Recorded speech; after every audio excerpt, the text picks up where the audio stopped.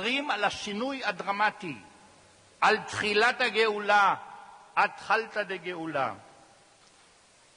כתב השדרות נמצא במבוא לבית הכנסת מצד שמאל, והדת ניתנה בססון או בשושן לפי מגילת אסתר.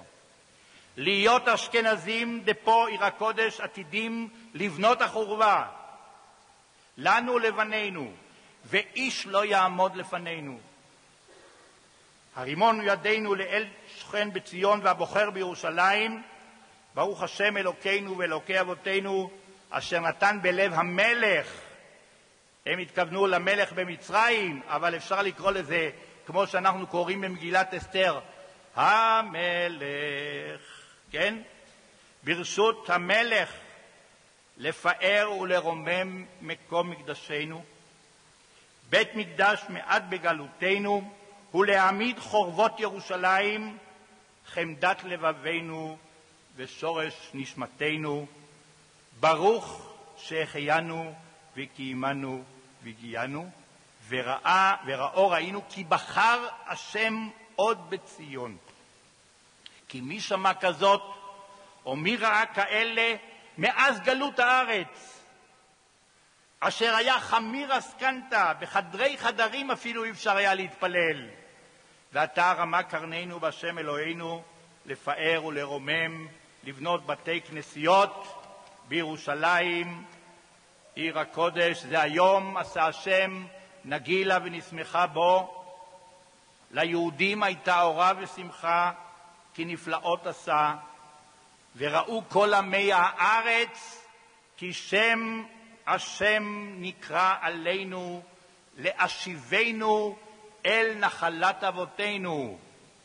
שמחו ואילזו בכל לב בת ירושלים, כי לולי השם חפץ בנו, כותבים תלמידי הגר"א בירושלים, לא הראינו את כל אלה לאבינו אל המנוחה ואל הנחלה, סימנה מילתאי התחלתא דגאולה.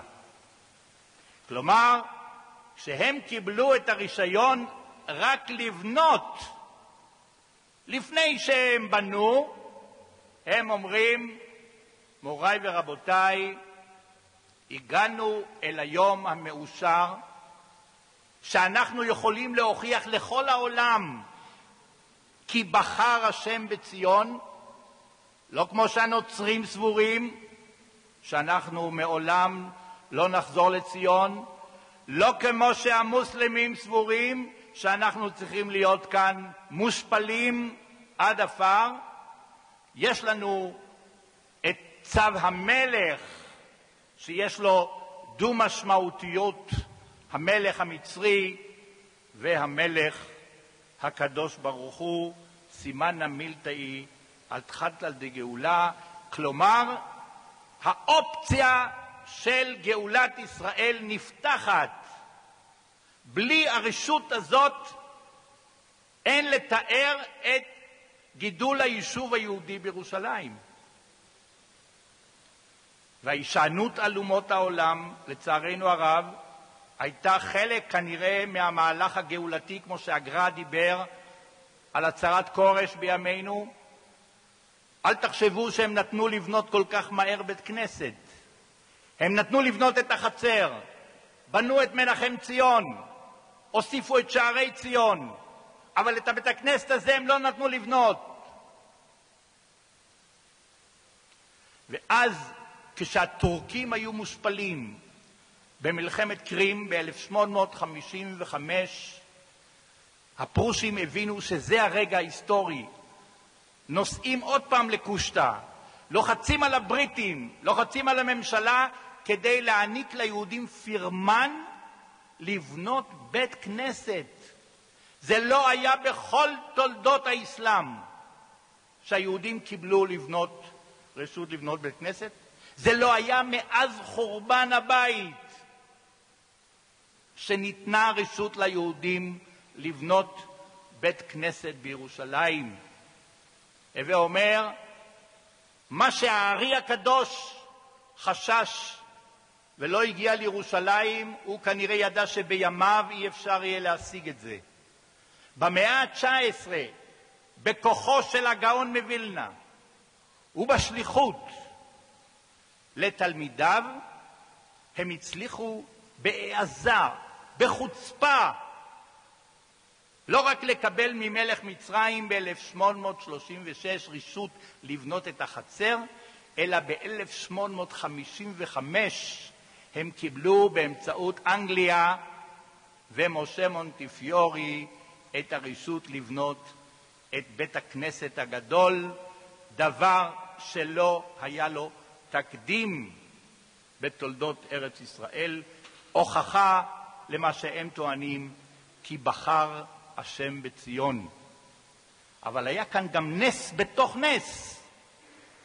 באותה תקופה, ב-1856, נמצא בירושלים האדריכל של הסולטן הטורקי. והפרושים פונים אליו ואומרים לו, תכנן לנו בית כנסת גדול. ואסד אפנדי מתכנן את הבית הגדול הזה, שהוא סגנון ביזנטיני ידוע בטורקיה. יש כאן גם מסגד להבדיל או מריה שבנוי בדיוק בסגנון הזה, קטן יותר. והם אומרים לו, תגדיל מה שיותר גבוה. וקרה נס. אסד אפנדי מסלק את כל אנשי הוואקף, מסלק את כל ההתנגדויות של הבנאים בירושלים, את המג'ליס המוסלמי, ומפנים את השטח ומרימים את המבנה הענק הזה. דבר שלא היה לו תקדים. מי שעובד, מי שמשקיע, מי שעובד בהתערותא דלתתא, יש לו גם התערותא דלעילא, והם מצליחים באמצעות הארכיטקט של הסולטן להרים בניין כל כך גבוה, שהוא גבוה מעל המסגד המוסקיטה הזאת, שהוא גבוה גם בהשוואה למסגדים בהר הבית. וזו הוכחה של האחיזה היהודית בירושלים. בעקבות כך גדלה ירושלים, אלפים עולים לירושלים. ירושלים נעשית מחוז חפץ לכל העם היהודי. ב-1864, כשחנכו את בית הכנסת פה, היו היהודים כבר רוב בירושלים. תוך 50 שנה. מאז הגיע לכאן רב מנחם מנדל משקלוב וחבריו, פחות ממניין, מחופשים כספרדים. הרימו את הבניין הזה, ותושבי ירושלים בפעם הראשונה, רובם הם יהודים, והטורקים חסרי אונים, והמוסלמים חסרי אונים, והוואקף אין לו מה להגיד. ומאז אנחנו רוב בירושלים. מ-1864 היהודים הם רוב בירושלים, הם מקרינים אל הגולה, מתחילות תנועות של חובבי ציון והציונות, רק בזכותם של התלמידים האלה שהצליחו בהתערותא דילתתא לשנות את ההיסטוריה. מה שפה נעשה היה שינוי ההיסטוריה. אני רוצה לסיים, ואני רוצה כמה מילים, אני חושב חשוב לציין, יושבים כאן בני משפחות ותיקי ירושלים, אני אציין מהר, היו פה הרבה יהודים שתרמו, צאצאי מנחם מנדל משקלוב, צאצאי משפחת סלמון צורף, צאצאי משפחת רב שלמה פח, משפחת ריבלין, לוריה, ברדקי, איינשטיין, נאמן.